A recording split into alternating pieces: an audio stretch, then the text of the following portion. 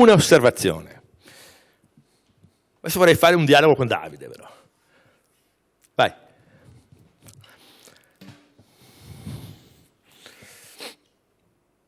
Si dice, tutti dicono,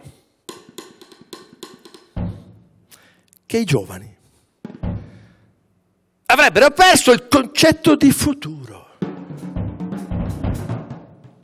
Il futuro si sarebbe evaporato e quindi si sarebbe creato la ricerca disperata di un appiglio sicuro nella mancanza di futuro. I nostri giovani non vedono più un futuro, si dice. Ma perché manca il futuro? Cosa è accaduto in questi secoli? È accaduto che sia venuta meno la distanza che un tempo si sapeva essere necessaria per raggiungere le mete più diverse. Ormai tutto si ottiene subito. Si viaggia da Milano a Roma in 3 ore. Io mi ricordo quando ero giovane, andare a Roma era un viaggio, 8 ore. Oggi le distanze non ci sono più. Internet, ci colleghiamo, come dicevo prima, in tempo reale. L'ossessione, la mania degli occidentali ci ha condotti ad eliminare le distanze. Siamo tutti impazienti, direbbe il mio collega Tagliapietra. Siamo impazienti, ci manca la pazienza, vogliamo tutto subito, i giovani vogliono tutto subito. Vogliono drogarsi, fare sesso, vogliono fare tutto, subito. Ma perché? Gli umani sembrano avere perso di vista il tempo come elemento costituente la nostra vita. Vogliamo accorciarlo il tempo, vogliamo addirittura azzerarlo. Vogliamo vivere in un istante intrascendibile, che è un po' l'utopia anche dei grandi musicisti del Novecento. Berio, Nono, tutti immaginavano una musica capace di suonare in un attimo eterno, non doversi svolgere. Il tempo è vissuto come un inciampo per noi, e invece il tempo è ciò che rende la vita vita. Il tempo è fatto di differimenti, divagazioni, distrazioni, rallentamenti, riflessioni. Se non si rallenta non si riflette, ragazzi.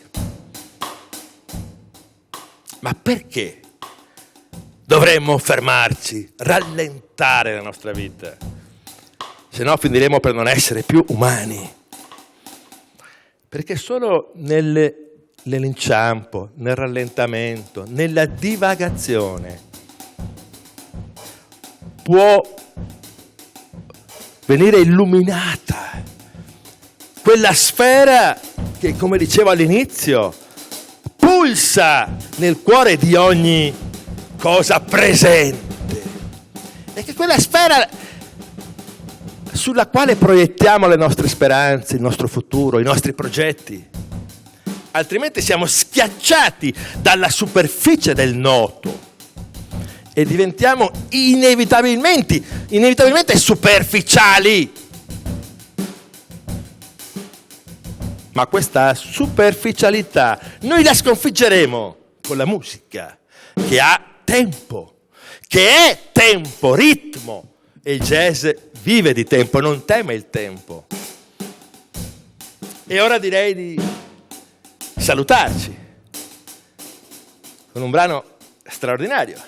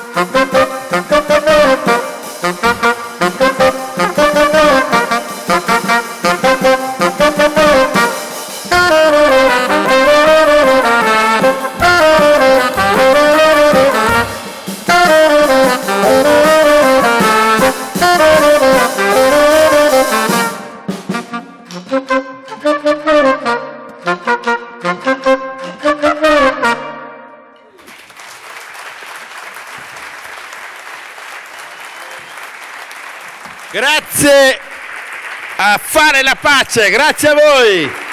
Davide Regazzoni, Michele Polga, Massimo Danà, grazie. Grazie a tutti. E buona continuazione di festival, che ve lo meritate.